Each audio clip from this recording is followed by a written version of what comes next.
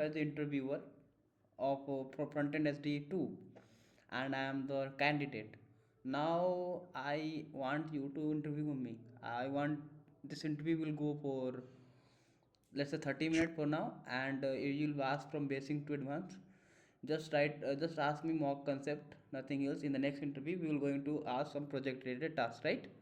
So you understand, just take interview as your normal interviewer takes. Okay,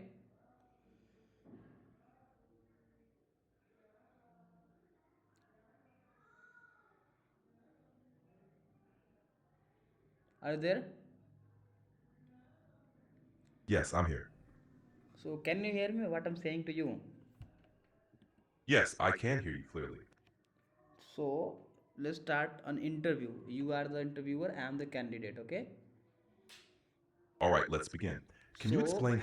wait.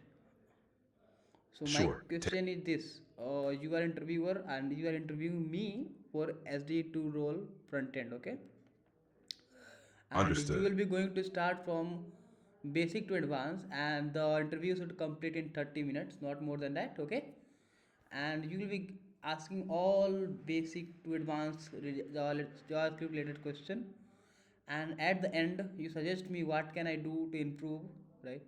What should I not do, what should I do, and how can make into industry with high paying job. Okay, Got it. Let's start with a basic question. Can you explain the difference between let, const, and var in JavaScript? sure. Let and var and const, all three are used to define variables in JavaScript. When you define a var, you can access that variable from anywhere in the function, outside of function, in the block scope, functional scope, anywhere. But when you define a let, you have to define. You can use that to update. A tricky part is here that you cannot access that variable outside of functional scope, or I would say object scope, right? And const is basically same as let, but the main difference is this, that you cannot update the once you have defined a variable const. Okay, That's correct. Var is function scoped, let is block scoped and allows reassignment, and const is also block scoped but doesn't allow reassignment. Now, can you explain the concept of closures in JavaScript and provide an example? got it. Closure basically a function inside function, right? So consider the case whenever you want to call a function, right? But Exactly. Yes, go ahead.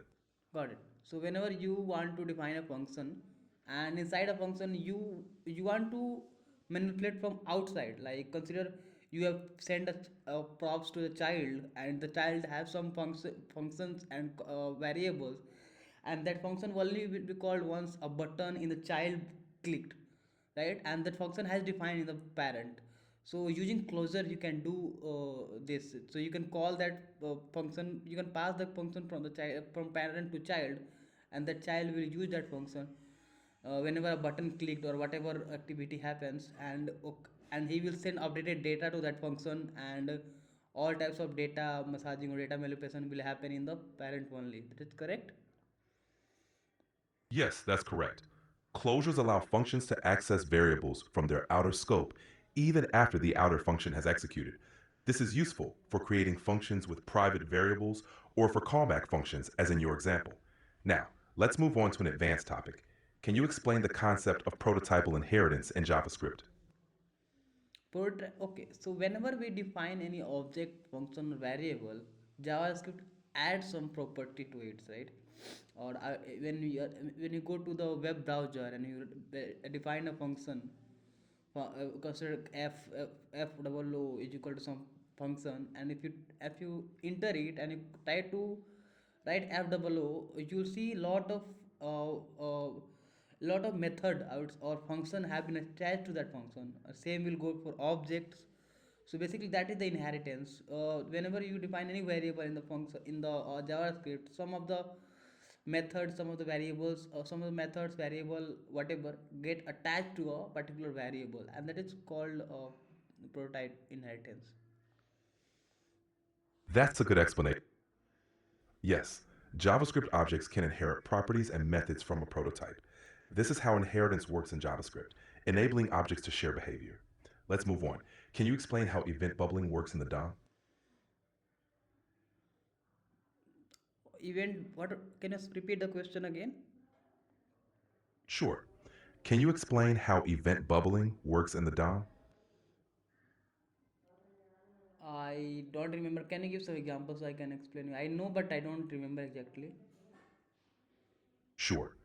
Event bubbling is when an event starts at the target element and then propagates up to its parent elements. For example, Got if it. you click, Got it. So I understand. I remember this, but I was forgetting. So wait, see what happens. So consider that you have defined a button inside a object, inside a parents, right? So whenever you click that button, what will happen? The on click event will pass from parent to child, child to parent, again parent to child. So that's it's called event bubbling. It will go from it will go hierarchy order: child, parent, parent, parent. It will go up to the window, then again come back to that. Am I right? yes, you're right. Event bubbling moves from the target element up through its ancestors. It's useful for event delegation, but can also cause unintended side effects if not handled carefully.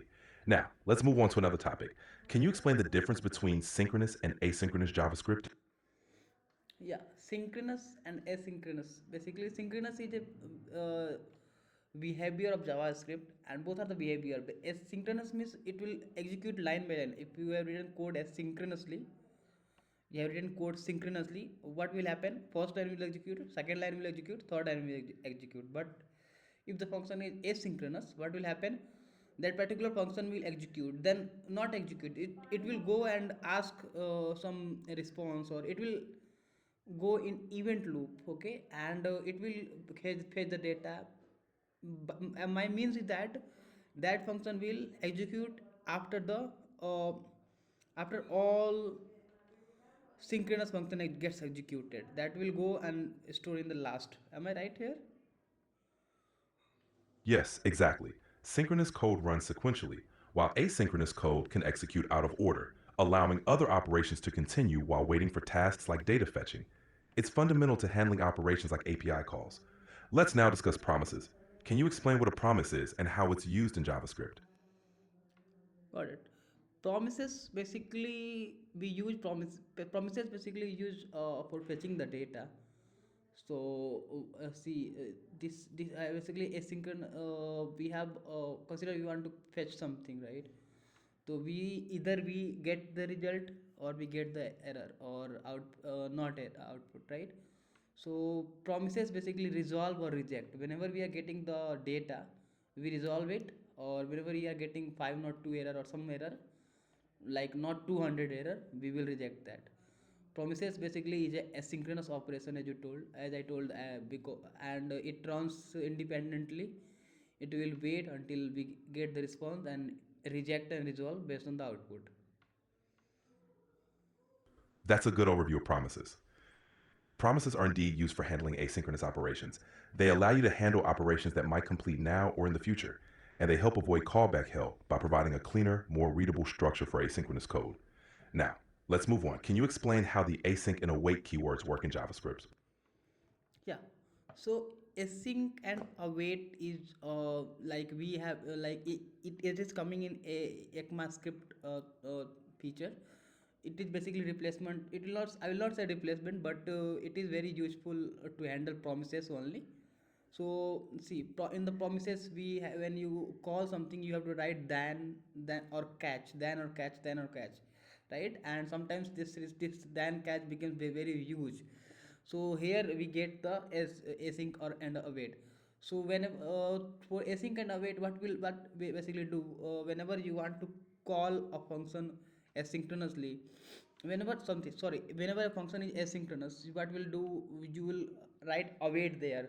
Why do we write await there? Because I want to wait until I get the response, and then after getting the response I will do whatever I wanted. If that is rejected or approved, based on that I will return. So basically asynchronous is the replacement, or I would say better version of the promises we have already. That's a great explanation. Async and await indeed provide a cleaner, more readable way to work with promises. They allow you to write asynchronous code that looks and behaves more like synchronous code, making it easier to read and maintain. Now, let's move to another topic. Can you explain how the this keyword works in JavaScript? Yeah. So basically, this keyword is very advanced in the JavaScript. So what will happen that whenever you define any function, any object, right, and you console that and we have and you consider the case you are you have defined a function inside that object, right, and you have defined one variable called a inside that object.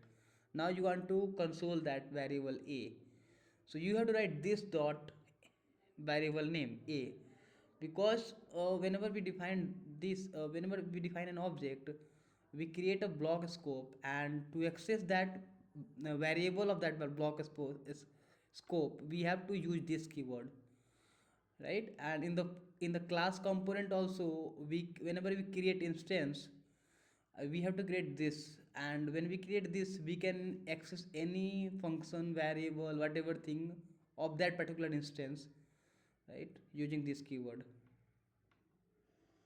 That's a solid explanation. This refers to the context in which a function is executed. It can refer to different objects depending on how a function is called, in a method, in a constructor, or in an event handler. In classes, this refers to the instance of the class. Now, let's move to another topic. Can you explain what the virtual DOM is in the context of React? Correct. So virtual DOM basically is a replica of DOM, and we use this virtual DOM to basically update any changes happen, like use effect change some component, right. So what will happen that rather rendering whole component, whole DOM, the React just update particular component from the DOM, right. This will help. This will like make the website or website very perform efficient. That's why that is the different. That is the React virtual DOM. That's correct. The virtual DOM is a lightweight copy of the actual DOM, and it allows React to update only the parts of the DOM that have changed rather than re rendering the entire DOM. This results in better performance and a smoother user experience. Now, let's move on to the next question. Can you explain the concept of higher order functions in JavaScript? Yeah, higher order function basically a pure function, I would say, when where we do not uh, do any operation. It's just get the input and return the output. Not quite. Higher order functions are functions that either take other functions as arguments or return functions as their results. They are a key concept in functional programming and allow for more abstract and flexible code. Can you provide an example of a higher order function? Yeah, map does that. Array dot map or for each, not for each. This reduce function and filter all are the higher order function. Exactly. Map, filter, and reduce are great examples of higher order functions. They take functions as arguments and operate on arrays, returning new arrays or values. These functions help to write more concise and readable code. Now, let's discuss the differences between the call, apply, and bind methods in JavaScript. Okay, so call, apply, and buy both are very famous operation. I would say operation or higher order function. I would say all these are higher order function. So whenever you have defined a object, and you have defined a function, now you want to bind that function to particular object, we use these functions call, bind, and apply. And see, all are used for same, but argument you pass to that particular function is differ, like in call, apply, and bind. So in call you pass only single argument, like if you want to pass argument to the function, you have to write by commas, you have to separate by comma. In apply you have to give argument in array, and you have to, when you bind it, I don't know how exactly. Just tell me, am I correct here? You're on the right track. Call, apply, and bind are indeed used to set the this context for functions. The main difference is how they handle arguments. Call takes arguments individually. Apply takes arguments as an array. Bind returns a new function with the specified this value and initial arguments, which can be called later. Bind is different in that it doesn't invoke the function immediately, but returns a new function. This makes it useful for creating functions with preset context for arguments. Let's proceed with the next question. Can you explain how JavaScript handles asynchronous operations with the event loop? Yeah. So whenever a synchronous function gets called, get stored in the queue, and once synchronous operation, synchronous like line by line instructions gets completed, this event loop execute that as synchronous functions, and if event loop execute is asynchronous function and perform the task and give the output. This is how event loop perform the asynchronous operation. That's correct. The event loop manages asynchronous operations by placing callbacks in the callback queue, which are executed once the call stack is clear. This allows JavaScript to handle asynchronous tasks like I/O operations, timers, and Let's network log in. requests without blocking the main thread. Now, let's move on to the next topic. Can you explain what closures are and provide an example? Okay. Closure basically, as we discussed earlier, closure is a function inside a function. So consider the case. I I want to I have a function called sum, right? And inside sum I have multiplication.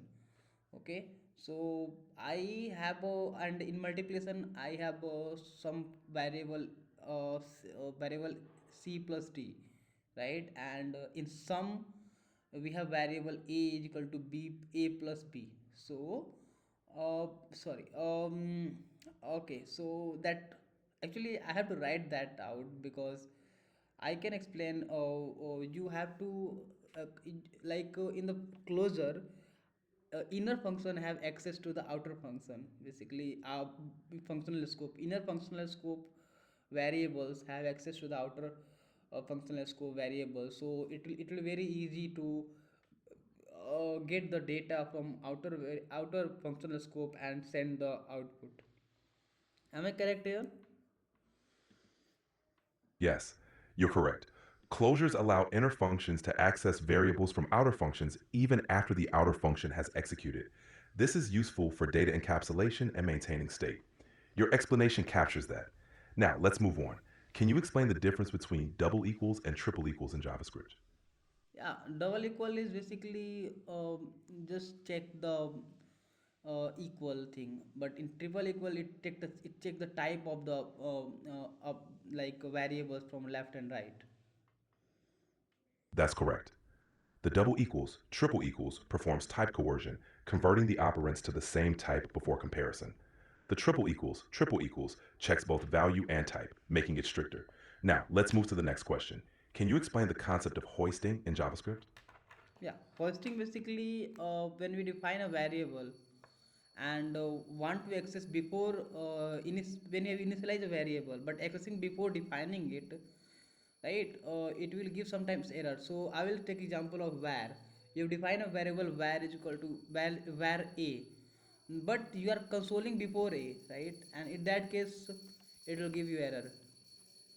So are we done with 30 minutes? Are we done in 30 minutes? Like 30 minutes is over. Hoisting indeed refers to the behavior where variable and function declarations are moved to the I'm top of their. asking 30 minutes is over for our interview. Yes, we've covered Okay, a okay. lot in this session. You Thank did a you. great job.